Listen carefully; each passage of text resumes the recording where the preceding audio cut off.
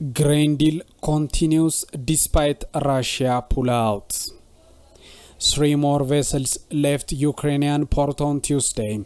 The UN lead center coordinating the Black Sea grain export deal said despite Russia's decision to suspend its backing of the scheme.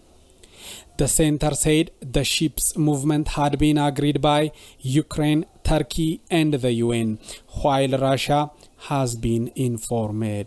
On Monday, 12 ships carrying 354,500 tons of food sailed from Ukraine.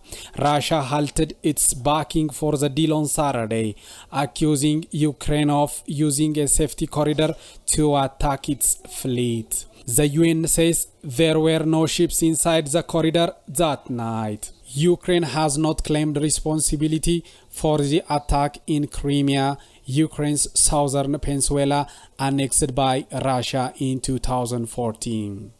Ukrainian President Vladimir Zelensky has accused Russia of blackmailing the world with hunger, a claim Russia denies.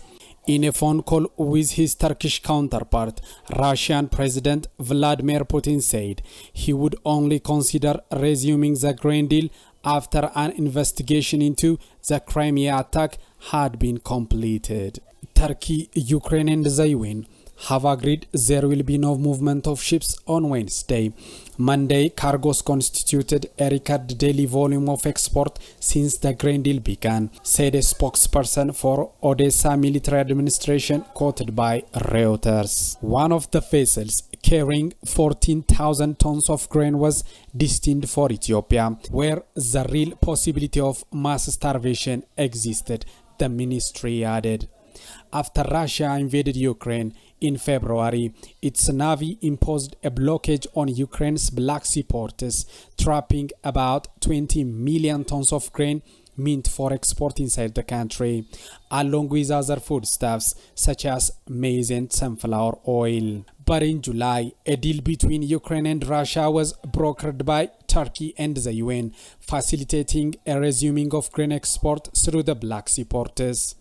On Monday, however, President Putin said the deal was being suspended, citing the massive drone attack on its fleet in the port of Sevastopol that he alleged Kiev has responsibility for. He said maritime safety must be ensured and that the implementing grain export under such condition was too risky.